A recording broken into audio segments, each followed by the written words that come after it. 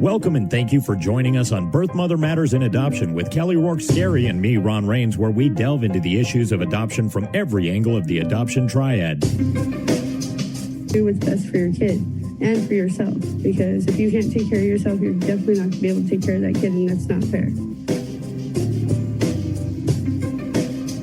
And I know that my daughter will be well taken care of with them. Don't have an abortion. Give this child a chance. All I could think about was needing to save my son.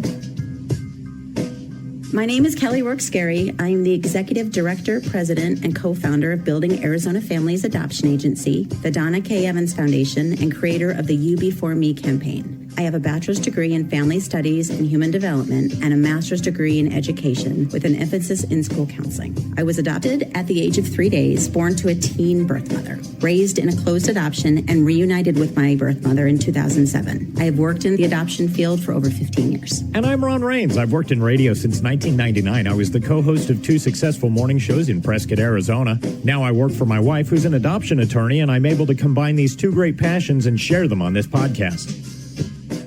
If you enjoy this podcast, make sure to rate and review us on whatever platform you use to listen to us, and follow us on Facebook, Instagram, and Twitter.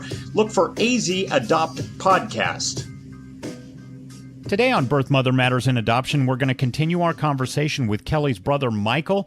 What happened was when we originally talked to him, we started to diverge into the area of adoption versus abortion, and it got him going off so much that we decided to make that an episode of its own. And we also wanted to talk to him this week and touch base and see how the conversation had affected him in the time since the first interview. So we'll have that at the end of this show. Now, I remember, because I grew up around the same time as you, a little bit before, but I do remember that adoption wasn't talked about a whole lot. I did know a couple of friends, but I didn't learn till later that they were adopted. What was your exposure to abortion by contrast? I'm just curious. Had you heard about abortions and maybe started getting ideas as to whether it was right or wrong or anything like that? Yeah, that's a good question. That's a good one. I was more exposed to the talk of abortion before I even knew what adoption was. You know what I mean? Like, I guess that was probably, the time we grew up. The first thing about abortion I seen, or really that stuck with me, was this lady was pregnant. She didn't know who the dad was. And then, I think it was a movie or something. And then she kept the baby, but her family wanted to abort it, and the public didn't want that baby. You know what I mean? And so was my first thing I can think back of an abortion. I was only curious because it seems like the pro-abortion side seems to have a real PR machine that puts it out there. And we all knew about abortion when we were younger. We didn't think as much about adoption. And I'm thinking that's changing now, finally. Yeah, absolutely. Yeah, it's just like, now that's fun. And till we're having this conversation, I never even thought about how just odd that is, that abortion is the regular and adoption isn't. You know what I mean? Like, how stupid that's just wrong. You know what I mean? Like, especially now that I know what life really is, now that I've had a chance to experience love, loss, you know what I mean? Life is a precious thing. And I don't, you know what I mean? Nobody has the right to play God. And so now that I'm older, I like to think of myself as a Christian. You know what I mean? I'm not a Bible thumper by any means.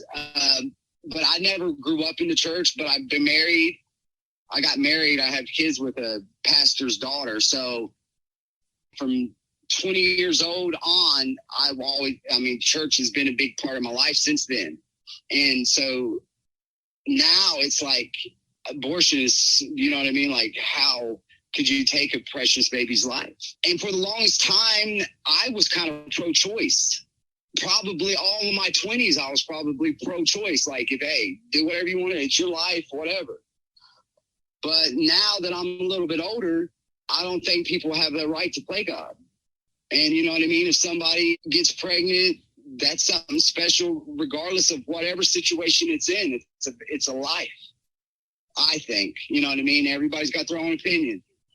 But now I know how precious life is. That I just don't think that I don't know. I don't know.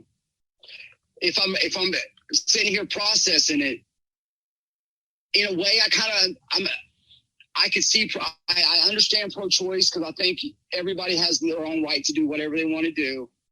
But then I don't want nobody to play God. But then that's a slippery slope right there. You know what I mean? And so then I just think, but then I'm like, well, then so throw it back on the person who is actually pregnant. You know what I mean? So in a way, I am pro-choice, but I'm pro-life, because hopefully she makes the right decision. But then, you know what I mean? But who am I to tell who and ever what to do? You know what I mean? I think that's where you guys come in, and these podcasts comes in, and we give the education to the community, to give them the better options than just two options. You know what I mean? There's better, obviously, ways than killing a baby. You know what I mean? And so that's where we need to just make situations for people to make the right decisions in, and options, I guess. I don't know where I'm going. I'm trying to process all this. You're right on. Because I never really thought about the abortion and the adoption and the pro-choice thing. So, well, what's interesting is I can tell that you haven't really gone down this mental pathway, because we're actually listening to you process the two different avenues, and it's interesting to see where you're going with it. But then I think about situations like, what if you wasn't here? You know what I mean? And then I'm like, that's a bad thing, because I know how special you really are. Something deep down inside me knows that I could call you and you'd be there for me. So I love you, sis. So I love you thank too. you for being here. I'm glad to be here. So let's go to me being here, actually. So I'm still hung up on the adoption thing and the abortion thing, like the pro-choice. So where do we draw the line? I think that's a matter of personal opinion. I mean, I clearly. So that's pro-choice, right? No, not in my opinion. If it was pro-choice, I don't think I would be here. If it had been legal at the time, I don't think I would be here. Not to say that mom would have chosen abortion, just like what you said earlier, in that time frame, in that era, it was not accepted to be, single, pregnant, a teenager. Her mother was not interested in raising another baby. No, she had 9 herself. And so I think that being the case, I think that, adoption at that time was not really spoken about. And kind of the default alternative was abortion. It was the more commonly known, the more commonly accepted, if you will, amongst many people. And so, no, I am a staunch pro-life believer, because I think I've got a pretty good case for it. For sure. Yeah.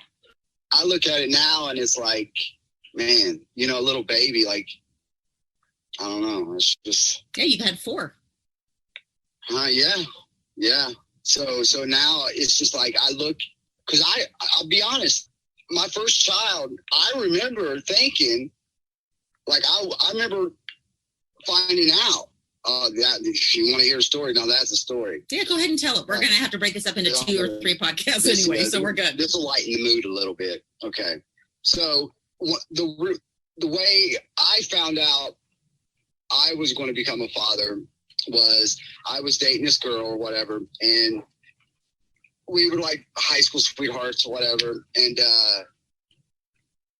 she had been sick, and she said she was going to the doctor or whatever, and I'm like, okay, whatever, just young, wasn't even thinking that's where it was leading. And I remember, cell phones were just starting, and I remember she called me on the house phone, which was like a cordless, and I remember answering it, and she was like, I'm like, hey, you feeling better? What they say? She was like, I'm pregnant. I'm like, what?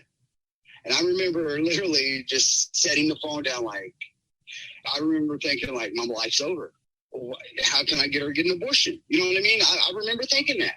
And I feel guilty for thinking that. But I call up my best friend at the time, George. And so he's on his way over and I'm talking to her and I'm like freaking out. You know, I'm like, okay. And I'm trying to like tell her, like, so what we're going to do, you know, trying to figure it out. You know what I mean? And then I was like, oh, okay, well, George is here. I'll call you back. And I kind of threw the phone over on the couch. And George comes in. I'm like, bro. I'm like, dude, she's pregnant. He was like, no. I'm like, dude, she's pregnant. And I'm like flipping out. I'm like, dude, I don't want to be with this blah, blah, blah. This, you know, I'm calling her names, you know, like blaming her for it. You know what I mean? And I'm going on. I'm going like, and then all of a sudden we kind of just, I look at the couch and there's the phone, cordless phone, and it's still red. And I'm like, did I hang up? And I look at him and he was like, no. I'm like, no. He was like, and so I go over there, I just hang up and I'm like, she don't call back. Then she already hung up. Then, dude, soon it started ringing. I was like, she heard every freaking thing I said. And I was like, oh my God. And so I'm like, and the phone's ringing and he was like, answer, man, answer. I'm like, I was like, no. And he's like, give me the phone. And I answer it and he puts on speaker and then she just starts crying, like going like, and I just was like, oh my God, I can't believe. I mean, because I was running her into the ground, just young and immature. That's where I think for you guys and the foundation is a good thing, so we can, you know, give more options to people than just abortion. And you know what I mean? And so adoption, you know what I mean? So you're giving a person a way out of that. You know what I mean? That's a good thing. So you're teaching people that it's okay. Now, how old were you at the time you found out that she was pregnant? 19. I had already been on my own since I was 14. My girlfriend's parents basically adopted me, kind of basically took guardianship over me so I could stay in Middletown. And, you know what I mean? So I didn't have to move out of state with my mom and I could stay there in this city. And so, in a way, I kind of got adopted as an older kid. You know what I mean? Right. But when you would bring up that term with her, it didn't elicit a very positive response from mom when you would mention that. Yeah, she was territorial, kind of probably. Yes. Mom was a one of a kind. You know what I mean? She had no filter. She was just blunt. If she thought it, she said it, and then dealt with the repercussions afterwards. You know what I mean? That's what kind of woman she was. And she wouldn't back down from anything. You know what I mean? I guess that hard life just hardened her over the years. So she came to realize that her kids were the only thing that she really had in life. So she wanted to guard, you know what I mean? So I think that's that territorial, like, I'll claw your freaking eyes out over my kids. That's what kind of woman she was. Mm-hmm. She was something else. But that was an interesting time in my life. And so, you know, I'm like, I don't want to have a baby. I don't want to be tied down. Cause, you know, and I think that's why I kind of like went on a like just pushed her away and did whatever I could to self-sabotage that relationship. Well, everything you're saying, actually, it brings up a lot in me, too, because I was in a similar situation when I was young, probably about the same age, maybe a little younger even. And I did go down a different path that I'm not proud of. And we did go with an abortion, and it still affects me to this day. And it's something that, wow, I haven't thought about my youth in a long time like that, so in depth, and you really brought back a lot. Yeah, it is man. You know what I mean? As a man, so you understand, like, so growing up in that time, you know what I mean? You were like, it was like if you get a kid, if you have a kid, you know, you got to get married, you got to take care of them. You know what I mean? So that was what was going through my mind. So instantly, that's why I'm like, abortion. I don't want to have that responsibility. You know what I mean? And I'm grateful for I didn't go for it, and I'm sorry that you have to deal with that.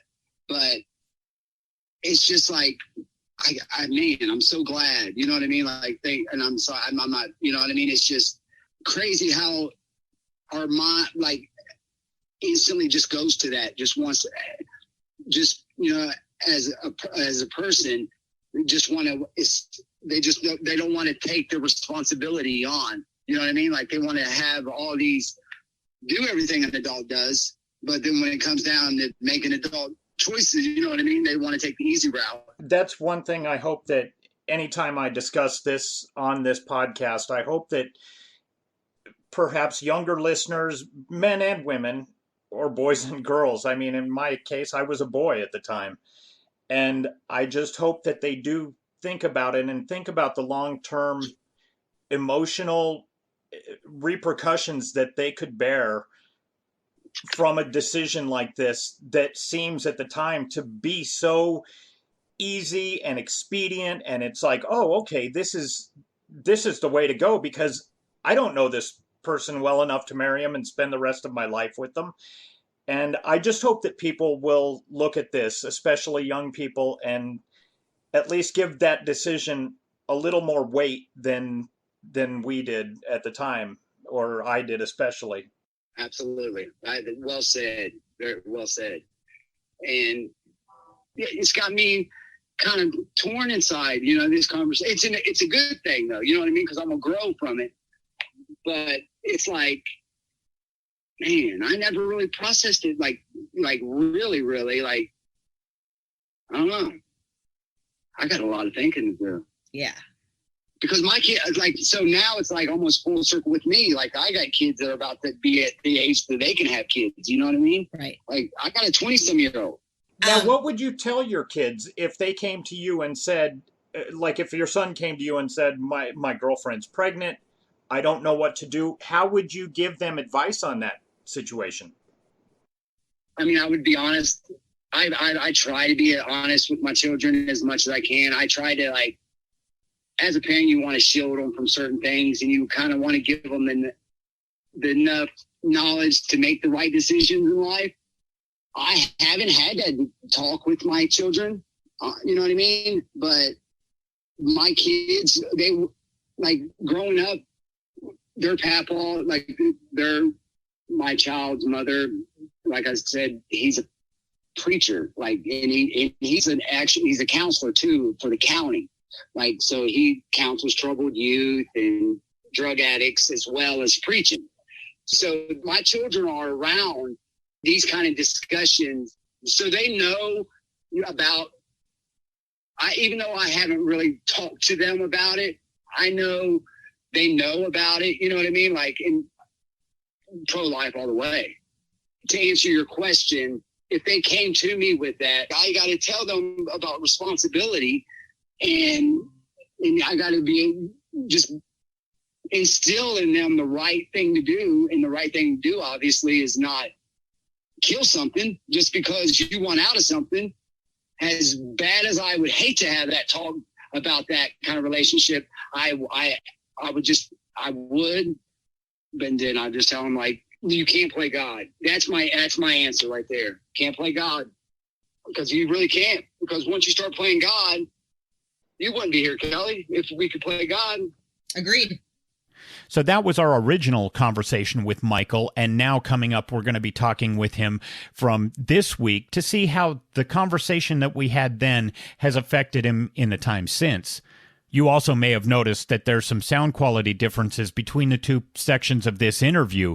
We've been working on some new equipment, trying to get this podcast to sound better for you. Michael, I know we had the interview with you regarding biological sibling reunification and what that looked like. And then we ventured into the, debacle of adoption versus abortion. And we really kind of jumped into that topic. And you did as well with a veracity. So now that you've had a little more time to kind of think about your thoughts and formulate more of an opinion based upon the education that you've developed on it, what are your thoughts? My belief is even more sound in the fact that I do believe now that it's pro-life because I've talked to quite a few people.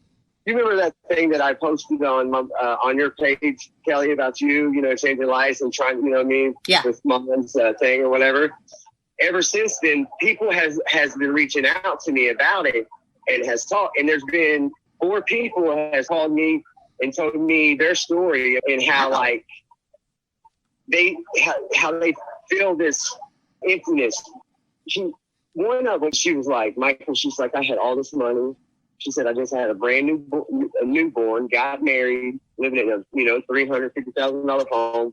And she said, I was empty because I couldn't let go. You know what I mean? That I murdered my baby.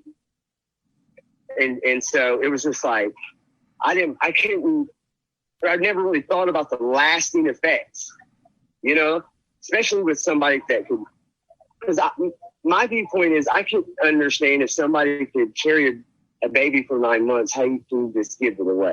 Nobody just gives their baby away. They're placing their baby for adoption. Informed, you know what I mean? Information for me. That's what I'm talking about. That's how I perceived things when I was younger and stupid and immature. It is interesting because we all do grow as we live and we acquire more knowledge, hopefully. I mean, in a perfect world. But It sounds like you were like me. Well, I was even more oblivious to the adoption world and what it meant. But now that you've talked to people and you understand that they're not giving their baby away, they're placing it somewhere where it'll be safe, where they know it will grow up in a family that loves it, and they can still be in contact and still watch that child grow. And that's awesome. And I like this new idea of like these open adoptions where like the birth parents can actually still get like yearly or, twice a year updates and all that stuff. And because after we got off the podcast last time, it was really intriguing me. Like, how many people, when did I really first start like really understanding adoption and abortion and stuff like that? And I remember when 16 and whatever MTV series and that Tyler and Caitlin, whatever, gave up that baby girl for adoption. Yes. Remember? That was my first initial experience with like an open adoption and how that worked with letters and so forth and stuff like that. So I was like, maybe the world is changing for the good at that. I mean, this was what, 15 years ago, but that is something that is awesome. Remember how we was talking last time about people having options and this and that, and it's not so black and white, like, oh, kill your baby or give it up for adoption, you'll never see them again. So now, there's chances you can watch them grow up. You can be a part of their life. You're just giving them a chance at a better life that you obviously knew they wouldn't have if you had kept the baby. Does that make sense? Yes. So, I mean, it's pretty great. I've been trying to tell everybody about this. I'm trying to get you, forget tri-state area. I want you guys nationwide, worldwide. I want everybody to know about this. Agreed. So, I think there's a lot of other misconceptions out there. Just recently, Simone Biles came out and said that she was pro-abortion and talked about how adoption is expensive, and it can be. Adoption can be very expensive, but not for the birth mother. It is very expensive sometimes for the adopting families. A lot of people got that twisted. Yeah, a lot of people's got that twisted about how people should, you know what I mean? They think it's on them, that it's going to cost them to adopt their baby out. Right. Yeah, I had people, like a few people say that to me as well. And I'm like, no. I'm like, I don't know the exact format, how and what the procedures are, but I know my sister, she makes sure, these birth mothers that are going to give up babies for adoption, she makes sure they're going to the doctor, healthy, eating right, doing the right things, you know what I mean? Whatever. So it's like a hands-on thing. Like they're really, it's not just like adopt people out to get money. You know what I mean? You guys are doing this for love, not just a paycheck, you know? Absolutely. And that's why I know, I mean, Ron, if Kelly vouches for you, I know you're solid. But, I know Kelly, and I know she's not motivated by the money. You know what I mean? Like, I know everybody likes money. Money makes the world go round. Mm-hmm. But Kelly, I know my sister Kelly is passionate because she went through it, and she's seen the anguish she went through, her adopted mom went through, and her own birth mother, and then on to her siblings, the anguish we all felt. And I just think that she's trying to diminish that blow, you know what I mean? And make a more easier transition for everybody. And I commend you for that, Kelly. I was going to tell you, that's another thing I thought about this week. That's sweet. Because Thank it's hard. That's a big task to take on, because, you know, this world's closed-minded anyways. Yes. I've been happier since we've had that talk. I've been more upbeat, you know, and been just doing, you know, life. Because I thought about it, like, what if I was in Kelly's situation? I'd have probably given up. I wouldn't be here. So I'm ready to take full advantage of the situation I do have. What do you mean in my situation? Of you being adopted? Oh. What if I was adopted? I don't think I could be as strong as you were. You were and are. Thank you. All right. Well, we won't steal you away from work anymore. Thank you so much for dropping on a dime, okay? Thank you. Oh, yeah, not a problem. Thank you for having me, and I would love to be on again in the future. You know what I mean? Will do. All right, bye, Podcast America. Sounds like good things going on. Yeah, I think, you know, when he was talking about how he's kind of just felt upbeat since the last time we talked, I think that when you do kind of put life into perspective and see what a blessing it is, it does change your outlook on things. And I think that's fantastic. And I also wanted to touch on something else he said for the listening audience. He had talked about how much you care and you really are into this, not for the money, but for the blessings that it gives to just the world, really. But this week, I came down and we talked to a bunch of the birth mothers, which is not something I get to do too often. I'm pretty far away. I'm up in the middle of the state and you guys are down in Phoenix. But I saw how these birth mothers touched you, you know, emotionally, and they touched me as well. But yeah, you can see it in your eyes, in their eyes. You guys have a connection, and I just think it's a really beautiful thing. So I kind of wanted to share that with the listeners as well. Thank you. Yes, I don't know of anybody who would go into social work thinking that is going to be a financially motivated career. So that was never on the table. I did what I loved. And, you know, I've said from the beginning of the agency, and I'll say it till the day I die, I really believe that there is an inner strength with women helping other women through this. Not that men can't come in and help too. They can offer amazing things as well, even in a social work field with women that are placing a baby for adoption. But there is something magical that happens with women helping other women navigate these waters. And I think that is really something that I'd always thought about, wondered, but then when I saw it in practice, I watched the magic appear. So, yeah. So I think that speaking of magic, I think some of it has seeped over into my biological brother's head. And I think it's done. I think that the podcast has sprinkled some amazing adoption dust on him, and he's woken up and he's seen the light. So I'm super excited about that. If you're pregnant and considering adoption, we are here for you and understand what you're going through. We've helped hundreds of women place their babies for adoption, and we want to help you as well.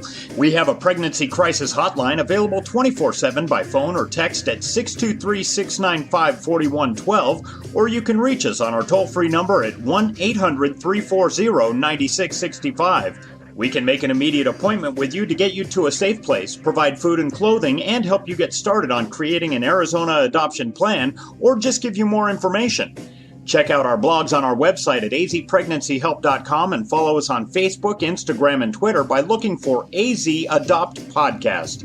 If you enjoy this podcast, make sure to rate and review us on whatever platform you use to listen to us. Birth, Mother Matters, and Adoption was written and produced by Kelly Rourke-Scary and edited by me. Thanks go out to Grapes for letting us use their song I Don't Know as our theme song. Join us next time on Birth, Mother Matters, and Adoption. For Kelly Rourke-Scary, I'm Ron Rains, and we'll see you then.